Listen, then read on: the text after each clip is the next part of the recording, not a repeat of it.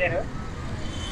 అయ్యా మీరు 15 సంవత్సరాలు అడిగినట్టు 15 సంవత్సరాల నుంచి కూడా ఆవిడ మాత్రమే మీకు సాయం చేస్తూ ఉంటారు. ఏదో పని చేస్తుంటారు.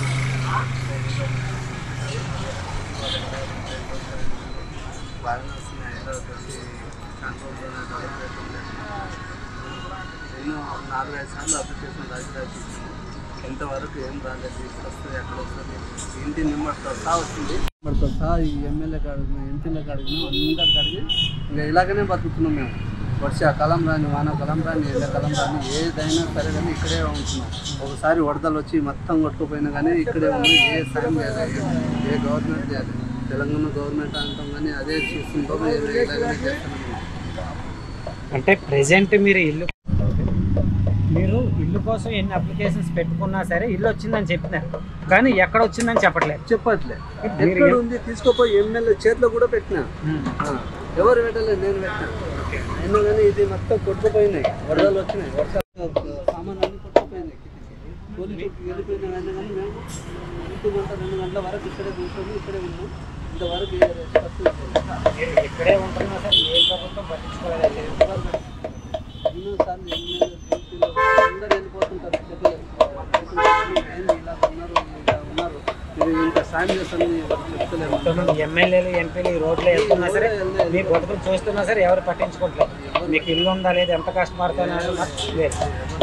ఓట్లు వేసే టైంలో మాత్రం మీ దగ్గరకు వచ్చారు. అది అడిగి వస్తారు లైన్ వస్తారు, ఇది చేస్తారు, అది చేస్తారు, అన్ని చేస్తాం కానీ ఇంతవరకు ముందరకు వచ్చి ఇప్పుడు ఓట్లు అయిపోయినాక అయితే ఎవరు కాదు. ఓట్లకు ముందు వస్తుంటారు, ఇది చేస్తాం అది చేస్తాం కానీ ఇంతవరకు ఎవరు అది ఇప్పటి వరకు ఈ లైట్లు లేవు. ఇక్కడ మీటర్లు ఇస్తలేరు.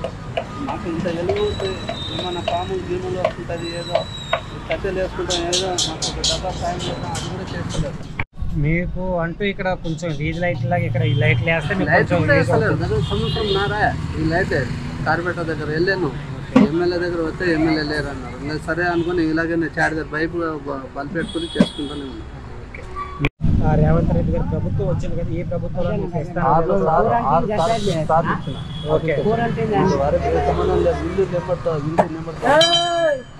వచ్చింది కానీ ఏం చెప్తాను.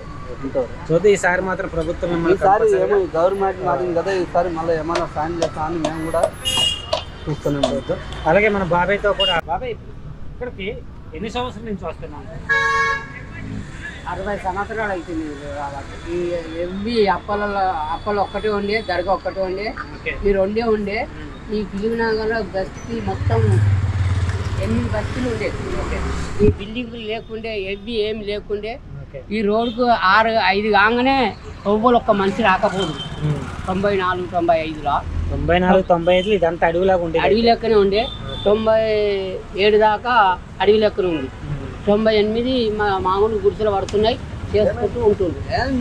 అటువంటి అంతా చేసి ఒక్కొక్కటి బిల్డింగ్ కట్టుకుంటూ చేసుకుంటా మాకు చాలా ఇబ్బంది అయిపోయింది. 95లో రామారావు లాఠీసార్ చేసి గుడిసెలు కూలగొట్టి చాలా ఇబ్బంది చేసి రామారావు అప్పుడు 95లో ఇంత ఇబ్బంది చేసినంటే కూలగొట్టుకో చెరువు కట్టుకెళ్ళి ఇందా కూలగొట్టుకుంటూ వచ్చి మా బస్తీకి వచ్చి మీరు బస్తీలోకి వెళ్ళి మొత్తం ఖాళీ చేయాలి, తీయాలి అని చెప్తే మేము అన్ని కూలగొట్టుకున్నాం. మేము 5 నిమిషాలు 1 గంట తిరిగి సైమం నేను తీసేస్తామని చెప్పిండు.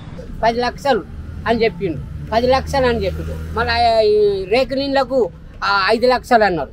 5 లక్షలు లేదు, 10 లక్షలు లేదు.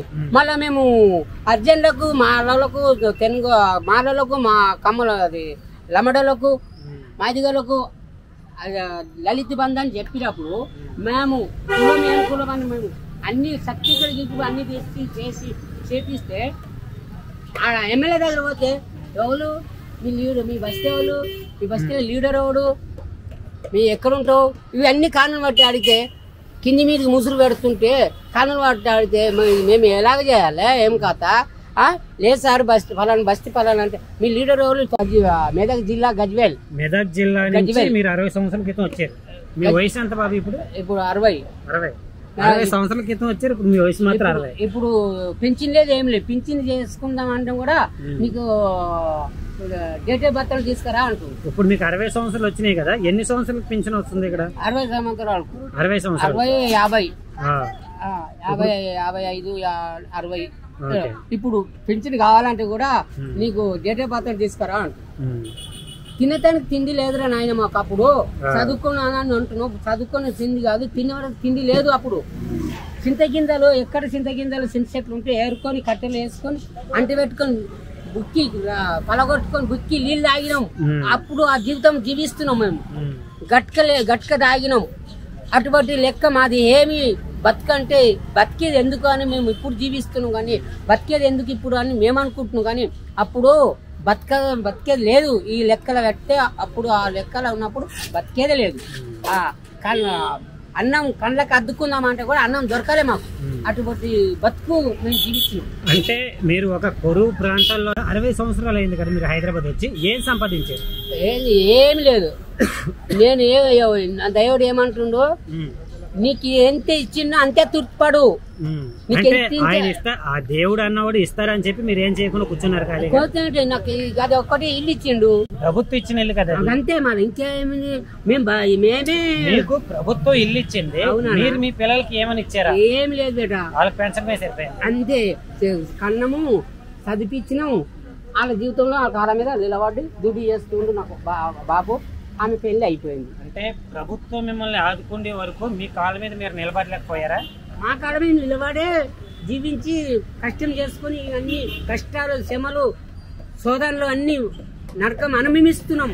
అనుభవించి పూర్తి. చాలా మంది వచ్చారు. ఎన్టీ రామారావు గారు వచ్చారు, సినీ ఇండస్ట్రీలో పట్టుకుంటే ఎన్టీ రామారావు గారు వచ్చారు, ఏఎన్ఆర్ గారు వచ్చారు, రామోజీరావు గారు వచ్చారు. ఎన్నో కొన్ని కోట్లు సంపాదించారు, ఎంతో మందికి జీవనోపాధి ఇచ్చారు. తర్వాత ఎంతో కష్టపడి వెళ్ళారు. నాకు తెలిసి చిరంజీవి గారి వయసు మీ వయసు ఒకటే. ఆయన ఎంత కష్టపడి ఉంటారు, మీరు అంతే కష్టపడి ఉంటారు. అలా ఫిలిం ఇండస్ట్రీలో చాలా మంది తింటా కూడా తిండి లేకుండా ఎంతో మంది కష్టపడి ఎదిగారు. మీరు ఎందుకని ఎదగలేకపోయారు? అంటే నిలబడలేకపోయింది తెలుసా. చేసిన కష్టం చేసినాం, కడుపులకు సంసారానికి కడుపులకు. ఇప్పటికైనా ఒక్క పైసా ఎవరికి ఒక్క పైసా నయ్యా పైసా అప్పు లేము. నేను మీకు అప్పు లేదు, సరే మీకు అప్పు లేదు. కాకపోతే మీకు పెళ్ళి అవ్వక ముందు ఆ కుర్రల్లాగా ఉంటారు. గార్డెన్ పని అప్పుడు డ్యూటీ ఉండే, కోకోకోలా కంపెనీ డ్యూటీ ఉండే. ఆ డ్యూటీలనే పర్మనెంట్ జాబ్. ఆ పర్మనెంట్ జాబ్ పెళ్లి అయినాక మా బిడ్డ పుట్టినాక పర్మనెంట్ జాబ్ 95 ఒడగొట్టి. మీరు అప్పటి నుంచి కూడా ఇలాగా ఇదే జాబ్ మీద ఉండిపోయారు? అదే జాబ్. వేరే పని మీద కానీ వేరే బిజినెస్ పెట్టుకోవాలి కానీ ముందుకెళ్ళాలని మాత్రం ఏమనుకోలేదు? ఏం లేదు. ఇప్పుడు ఇదే పని చేసుకుంటా. ఇప్పుడు ఆడ కూరగాయలు పెట్టుకున్నా. ఆ కూరగాయలు కాడ మా వాళ్ళు పెట్టుకుంటూ మా మిస్సెస్ నేను దొరికితే పోతున్నా, దొరకకపోతే కూరగాయలు. మీ ముందు మీ వయసు కదా ఈ మహానగరం వచ్చిన తర్వాత, మీ ముందే ఇదే మహానగరానికి వచ్చి చాలా కష్టపడి చాలా ఎదిగారు కదా. వాళ్ళు మంచి మంచి పొజిషన్లు ఉండి ఉంటారు మీ చుట్టుపక్కల. ఎప్పుడైనా మీకు అనిపించింది వాళ్ళలాగా నేను ఎందుకు లేను? నువ్వు కూడా అర్థం చేసుకుని మైండ్ పెట్టుకో. అంటే మీరు కష్టపడలేదు అటువంటి వద్దు.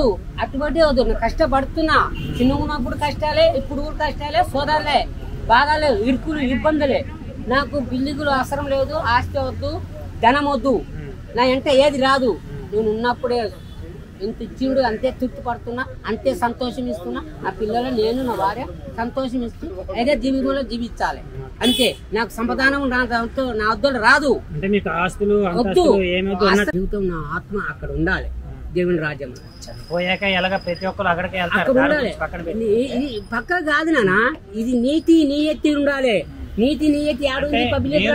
మీరు వెళ్ళిపోయేటప్పుడు చనిపోయేటప్పుడు మీ వెనకాల ఏది రాదు కాబట్టి నేను సంపాదించలేదు. అసలు లేదు, నాకు అప్పుడు దృష్టే లేదు. సంపాదన బొచ్చులు ఉన్నాయి. ఏదో ప్రభుత్వం ఒక ఇల్లు ఇచ్చింది, అలా కుటుంబాన్ని పిల్లలు పెళ్లి చేస్తారా? బుజ్జికి పెళ్లి అయింది బాబుది. ఇక బాబు ఆ బాబుది పెళ్లి చేసుకోవాలంటే ఇల్లు గడి దాకా చేసుకున్నాను వస్తాను. ఇక ఆయన ఇష్టం. మీ కొడుకు ఇల్లు కట్టి వరకు చేసుకోను అన్న ఒక ప్యాషన్ తోటి ఉన్నారు కదా, అదే ఆయన వయసులో మీ కొడుకు వయసులో మీరు ఉన్నప్పుడు ఆ ప్యాషన్ రాలేదు.